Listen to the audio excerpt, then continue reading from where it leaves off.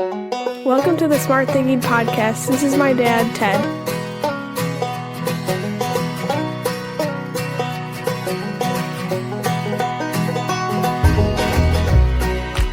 Welcome to the Smart Thinking Podcast. I'm your host, Ted Knightsky. Well, here we are in February, working our way to spring here in the United States, and I've got some things for you to reflect upon and do as we head into what is hopefully for you a small or large break. I always think that when we head into spring break, it provides us such an opportunity to do a few things. Number one, just relax, take a break, walk away, maybe find some warmth or in the form of sunshine or just a warm blanket. And at the same time, walk away from the work in an effort to regenerate our inner need to serve others and rejuvenate the heart that pushes it all, while investing in our brain so that we can increase our skills to be the best versions of ourselves every single day. Because we are, after all, Buffalo leaders, and what that means is that we charge into the storms that we are facing when we see them coming. And the best way to grow stronger as a Buffalo leader is to read, learn, grow, collaborate, and invest in yourself. Because there are storms coming that you've never seen before. And you need the skills as well as the mindset in order to chase into those. And in order to really be the best version of yourself, you have to invest in your own optimism and look for different examples of those things, which is why I am so excited to bring you a bunch of books today in order for you to read between now and summer if you want to supercharge yourself. And if you want to really grow over spring break in one of the many areas that I'm going to present to you, it's going to be pretty easy because I've found a bunch of texts that I've read in the past few months that I think will help you grow, learn, and most importantly, be able to serve others in many ways, either by coaching them, leading them, growing them, or being empathetic along with them. So let's get to it. I've got 6 books for you this week on the podcast. And I'm going to start out with what I call a boom book.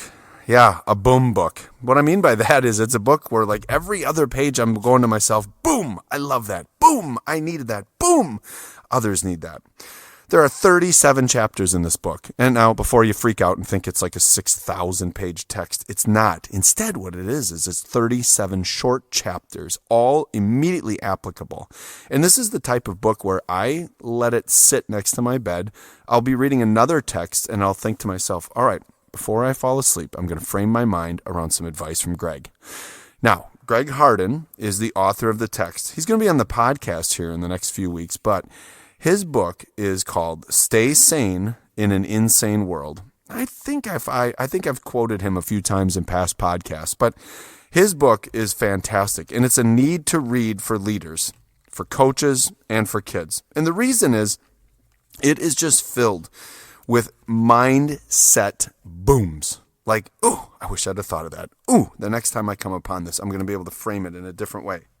You see, Greg worked at Michigan University. And he was the brain coach, the motivation coach, just the coach for every athlete and many of the adults who went to that school and go to that school. Greg is a genius. Everybody I'm going to talk to him on the podcast and you can read the book. So I'm not going to go through the long list, but there's some pretty impressive human beings in here who said their lives were changed by Greg's coaching, advice, and his mindset. One of my favorite of many quotes in here can be found early in the book when he's talking about holding on to unhealthy relationships and then negative self-talk. And he writes, I've worked with many people who rely on negative self-talk to protect themselves from disappointment. He then goes on to create a list of self-defeating attitudes and behaviors that he coached others around. Things like blaming others, complaining, procrastination, clinging to depression, stealing others' ideas, being reclusive, spreading rumors, fighting, just all the things that we find in cows who are looking for reasons to avoid chasing into their storm. Every part of this book will find you doing probably what I did, which is highlighting, writing, stopping, taking pictures, and sharing with as many people as possible. One of the things that he talks about is surrounding yourself with quality people, and that you actually have to, quote, recruit them into your life and become aware of yourself and how you are around them. He's got all these great acronyms and processes for people to use and live by. And you can hear me turning the pages in the book because I've found so many different great quotes and ideas in here. One of the other ones is, in his opinion, a best friend is someone who looks like this. They believe in you. They never want to let you down. They value your opinion. They're happy when you do well, and they're honest with you. That very best friend, the one person you can trust with your life, should always be yourself. Boom! I mean, I'm reading this book like, oh yeah, I need to be better for myself. Who else is always going to look out for me? Who else is always going to believe in me? Who else is always going to care for me? Well, it should start with me and then me doing that for others. He also has what are called the 3 C's of assertive communication. In order to get your point across and be the best version of yourself for others, you need confidence, clarity, and control. It's so simple, folks. It's something you have to read because if you work with other people, you are going to find yourself hearing in your own voice, Greg. My favorite line in the entire book is this: control the controllables. Folks, the book is Stay Sane in an Insane World, and you have to read it. It's by Greg Harden. It's a phenomenal text. I reached out to him, and he's going to be on the podcast here in a couple of months, maybe weeks, maybe days. I think that's called a teaser. Book number 2, A New Kind of Diversity by Tim Elmore. Now, if you're a longtime listener of the podcast, you heard Tim and I have a conversation a couple weeks ago. This is a must read because it breaks down each generation and helps you build empathy for them as well as reflection for yourself. And that's what I think is so powerful about the book, is because he breaks down everything into interpretive graphs, showing you how generations think, feel, and see different events, why they are the way they are. And there are chapters dedicated to you building your empathy, which is how we close the generational gaps. He's got all these great tips for you throughout the book on how to bridge the gaps, like find ways to group up and put multi-generational events on the calendar to allow people with multi-generational workforces and organizations and clubs to be together. When in a debate, start by acknowledging where both generations agree. Yeah, well, that's common sense, but most people don't. Number 3, explain your temperament and style when you offer feedback. This is who I am, and this is how I do it. I'm sorry. This is the way that I provide feedback. I'm a little too honest, and I know it. And express the story you are telling yourself. In other words, the narrative I have in my head, as many of us learn to do through crucial confrontations, and get it out and make sure that they understand that. And then explain it so that people see your point of view. One of the things I really, really like about the book is I believe this is a great book to read with your leadership team, your grade levels, your friends, and have a conversation about it. And you can just read chapter to chapter because at the end of the book, what Tim does that is fantastic is he provides you what he calls talk it over points.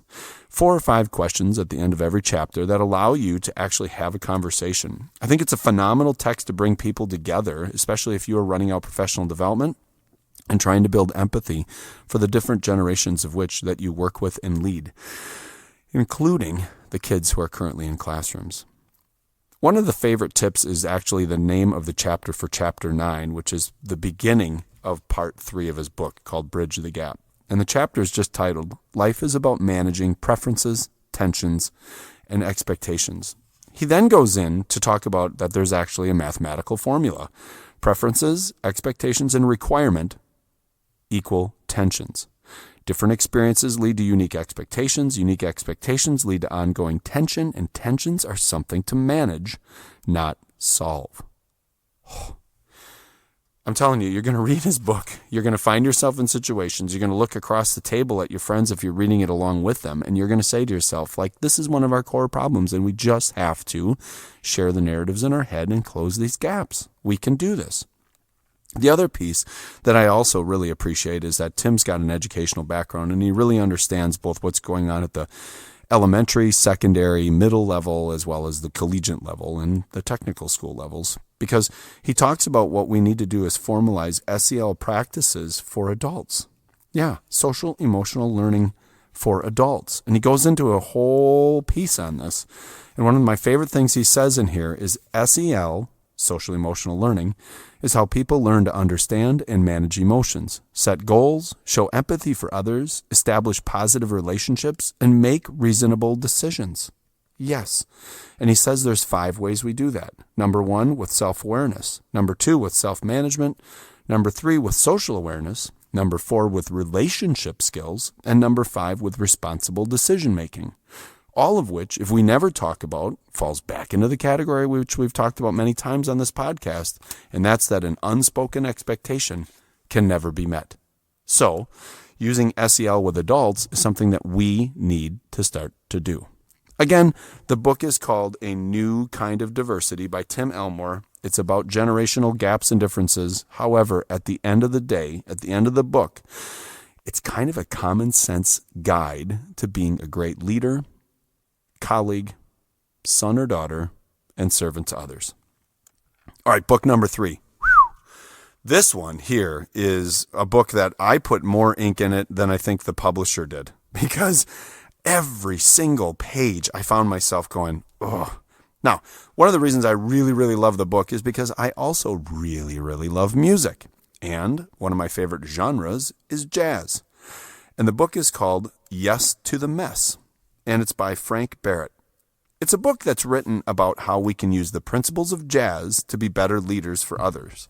And seriously, folks, I love this text. I've written in it so much. I've gotten so much out of it just for my own reflection on how to say yes to the mess and how not to protect things and how to be strategic and how to work within my strengths and support the strengths of others. My favorite chapters in this book are Chapter 2, Yes to the Mess. Developing affirmative competence. Number 5, jamming and hanging out, learning by doing and talking. Number 6, taking turns soloing and supporting. And then the last chapter, getting to yes to the mess, advancing engaged, strategic improvisation. Improvisation. You could say it either way. One of my favorite quotes in the book is by him quoting a philosopher who wrote that life is understood backward but not forward. And it was just one of those pieces where I highlighted that, and then I wrote in the corner of the text, if only we could all figure this out. Where we studied what has happened, but move forward without ever holding on to principles, guarding them, and refusing to change as a result of our past. I'm going to read to you my favorite long quote of the book. Yeah, I have long quotes, medium-sized quotes, and short quotes. I was a history major, so pulling out large quotes always made those papers a little longer and got me to that 7 to 8 page requirement. Okay, here it is. Why is it often so hard to say yes to the unknown? Social psychologists and behavioral economists have shown that humans are profoundly loss-averse. Most people prefer avoiding a loss to acquiring a gain, especially in stressful times. Stress unlocks us into tunnel vision and leads us to adopt a siege mentality. We circle the wagons to avoid risk as best we can, but such a mindset, while understandable, is self-limiting. Rather than saying yes to the mess, people cut short the discovery process, stop learning, and fail to notice opportunities. And then I finish the sentence because we're defensive about things that we've built and grown to love instead of being open to the mess. This book is going to get you to start to think about your organization and your life in a different way because it's going to support you looking for ways in which to identify things that are messy that often we give up on. This is such a Buffalo book. It's insane. Yes to the mess. It's going to teach you to charge into the storm without wondering or worrying what's going to happen. And by really improvising as you are living your life moving forward. One of my other favorite quotes is, they come at challenges from different angles, ask more searching questions, and are born communitarians. In other words, people who say yes to the mess like the challenge. They look for new ways of doing it. They ask different questions, and they ask those questions in community in order to find out if they are doing okay. Now, one thing here, if you are a jazz musician lover, that I need to caution you about, and that is this. This book can be really expensive if you buy all the albums he talks about, which I did. Don't tell my wife. Okay, book number 4. So the book was Yes to the Mess by Frank Barrett, and I'd highly recommend it as a leadership reflection text. Okay, book number 4. This is a book for you. Now, the first book that we talked about, right, is all about how to coach yourself, how to get yourself in the mindset. The second book with Tim is to get yourself thinking about how do I become more empathetic for the people I work around and absorb and accept the diversity in which I live. And then the third book is how to manage all of that by saying yes to the mess. Now, the fourth book, well, this book is all about you growing yourself, you growing your perspective, you investing in you. This book feels like you're sitting down with a wise old uncle as he's talking you through all the different ways in which that you can become better at knowing people. The world is starving and is hungry to be listened to is something I had read a long time ago. And in the newest book by David Brooks called How to Know a Person, which my friend from Nebraska on our last podcast had said he was currently reading, well, he taught me that I needed to read this. He told me I needed to read this book, and I read the book, and I loved the book. Now, the reason I love the book is because Dave Brooks breaks down all of these different ways in which to understand the world that we live in. Right in the inside cover, it says, all around us are people who feel invisible, unseen, and misunderstood. And it is our responsibility then, as a result, to figure that out, to find a way to see people and understand them. The book's chapters, part 1, my favorite 2 chapters are the first 2, the power of being seen and how not to see a person. They're inverted, and it's fantastic. It shows you and opens your eyes to the different ways. David Brooks is such a great writer because he brings in research and stories and analogies and current events, and it just ties it all together so well. In the second part, I see you in your struggles. There are 3 chapters that really stood out to me. The epidemic of blindness, hard conversations, and then my favorite, the art of empathy. And in part 3, the way it ends, I see you with your strengths, which ties right into those of us who love to use the Gallup strengths, personality, what energy do you bring into the room? It's fantastic. And as I went through the book and I found all the different ways to find applicable strategies for myself and others and to provide others professional development, I found this quote, which I think is going to help us if we can frame it as classroom teachers. And this is what I really liked about it, because it also points out why it's so hard for us to ask good questions. Here he goes. Kids aren't afraid to ask blunt questions, but at some point during late childhood or adolescence, many of us begin to withdraw from intimacy. I'd say it's because society sends the message that we shouldn't show emotions, shouldn't get personal, or it sends the message that if we show the world who we really are, people won't like us. He's right. If you go for a walk with a 7-year-old, they're not afraid to ask you any questions. I have a little red mole on the inside of my right eyelid, and it's something that is just surprising to me how many children get close to my face and ask me, why do you have a red dot on your face? I have never had an adult ask me that same question. And if I run into any of you, you don't have to point it out. But my point is this. Children are innocent and they ask questions because they're curious. And then somewhere along the way, we find ourselves not willing to know the person in front of us because we just don't think it's right to ask questions. Okay. Once you've asked the questions and you've got to know them, then you have to work your way towards empathy. And one of the things David Brooks writes in his book that just made me feel really good because I believe it, and now he demonstrated it, is that researchers have found that people who read are more empathetic, especially people who read complex character-driven texts as well as biographies, because they're constantly seeking understanding. They're looking at the world they're living in and they're trying to understand it. And you're practicing that through the examples of others. Readers are leaders who are more empathetic. I love it. It's kind of a boom moment again. Okay, so the book is How to Know a Person by Dave Brooks. And again, it was given to me by my buddy Tim from the StrengthsFinder Institute. All right, last 2 books.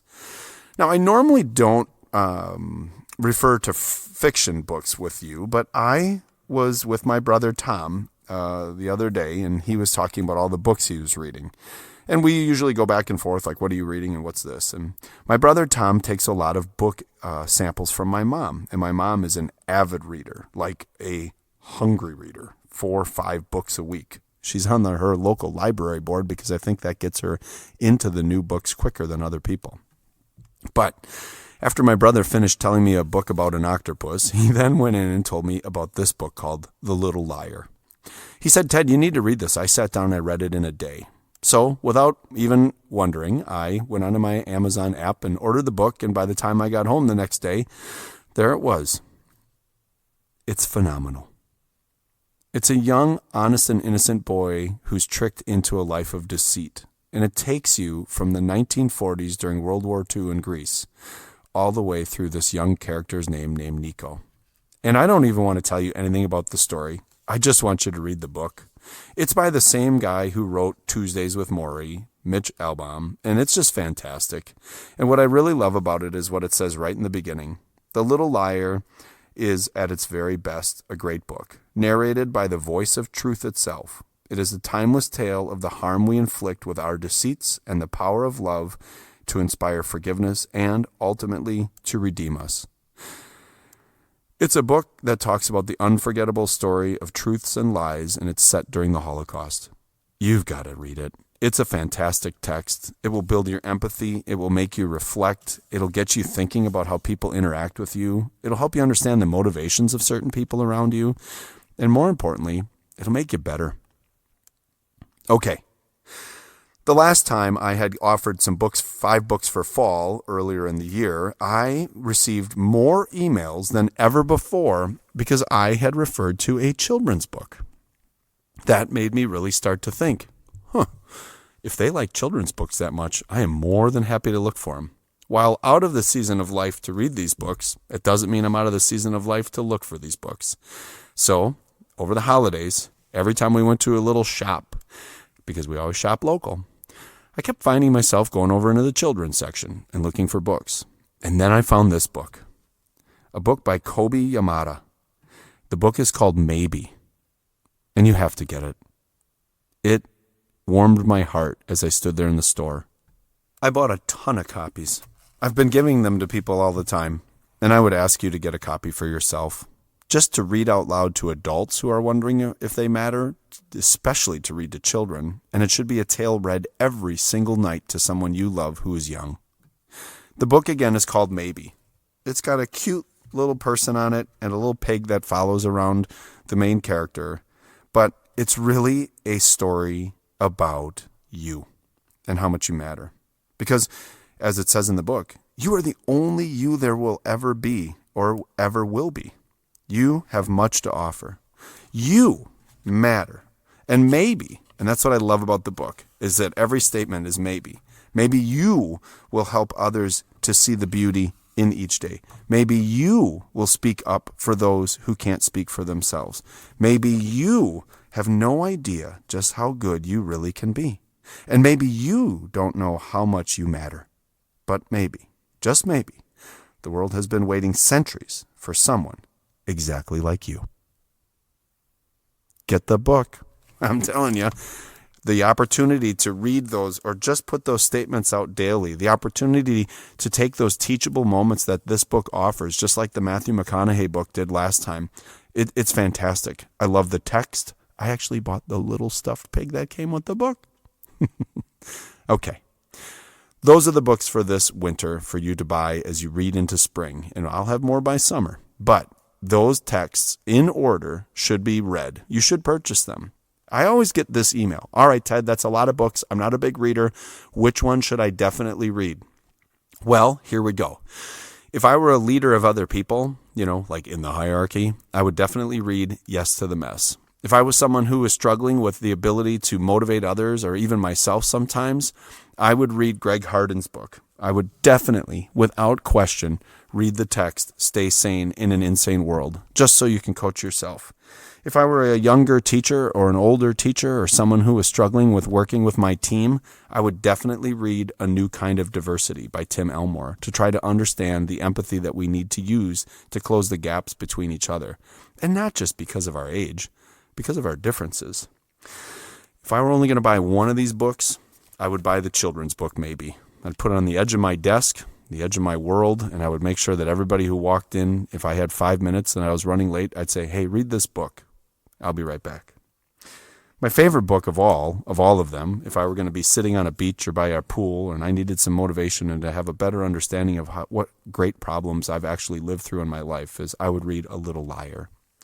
And the last book, and of course the one that I liked and enjoyed very much, is David Brooks's How to Know a Person. If you are working with someone or someone around you is struggling to understand or be empathetic to the world around them, that's a really, really good book. And it's something that I definitely would recommend that teams read that are struggling with each other, or more importantly, already strong. So as I pointed out, you've got all these options, and I would definitely read one of these books if I were you, but I would read all of them if you can. So let's do some smart thinking. How are you investing in yourself so that you can grow and learn alongside your journey to ensure that you have the strength to run into the storm? List 1, 2, 3, 4, 5, or 6 of the books that you're going to get. And finally, which text do you think resonates with where you are right now and the needs you have as both a person and a leader? All right, that's it. That's the Smart Thinking Podcast. Hey, as always, thank you for listening, and please make sure to rate, share this podcast on your platform, and to order one of the books. And finally, thank you to the Well Pennies for their awesome music, for all they do for me, and for their fantastic, upbeat, and optimistic music that we get to listen to each week at the end of our podcast, as well as the great artists from Golden Bear Studio. As we close out here, I want to challenge you. A couple of weeks ago, I saw a young teacher who was in a session I had run a few years ago on Facebook, and he had challenged himself to read a book a month. Now, for me, that's pretty awesome, and I read much more than that, but I also don't judge people who don't read. But I do often wonder why they don't read, and that's something that always occurs to me when I come to people who are like, oh my gosh, I can't believe how many books you read. And then I always say to them, well, why don't you read? And many times it's because they don't know how to find things that interest them. Or people give them 6-inch thick books on like Stalin because they once upon a time said they liked history. I think the best way to grow a network of people who are empathetic, who are strong buffaloes who charge into the storms that they're facing, who are optimistic, is to help them by nudging them and bringing text to the conversation. Have you read? Did you know? And one of my favorite things to do when I start out staff meetings with people that I know or don't know is just to ask them all to write out on a Post-it pad, what's a book you've read recently that has profoundly impacted you? And then throw them up on the wall and allow people to go up there and look at the list and then find out, hey, who read this book and, well, what did it do for you? I'm very fortunate to be in a network of leaders and friends who constantly think of each other about what they're reading and what they're doing. And one of the things that struck me when I was prepping for today's podcast was that not a single one of these books that I've read did I find by myself, with the exception of the children's book. The rest of them were all nudged. Hey, Ted, you should read this. Have you thought of this? Craig Weber told me about Yes to the Mess. He's another author. Each of the books was suggested to me by somebody who I trust and care about, and they didn't let me down. And that's my final reflection for you this week. What books have you read that have impacted you, and who can you get them to in an effort to support them? I gave you 6, and maybe you'll buy 1. And I hope you do. All right, everybody, that's it. You have a great week. Enjoy this. Get the books. And of course, be Buffalo. Charge into the storms that you're facing with the strength that you have within you, because we all know that you matter. Look at the stars. Look how they shine for you in everything you do. Yeah, they were all yellow. I came along, I wrote a song for you and all the things you do. And it was called Yellow. So then I took my turn. Oh, what a thing to have done. And it was all yellow.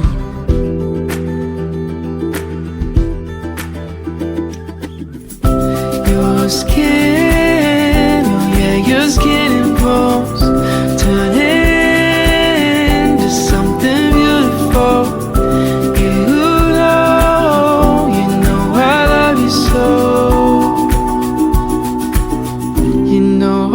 love you so. I swim across, I jumped across for you. Oh, what a thing to do. 'Cause you were all yellow. I drew a line, I drew a line for you. Oh, what a thing to do, my love, and it was all yellow.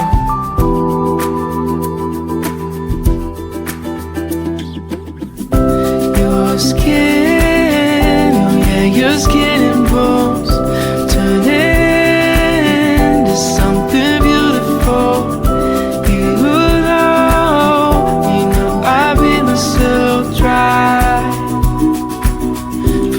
I beat myself dry.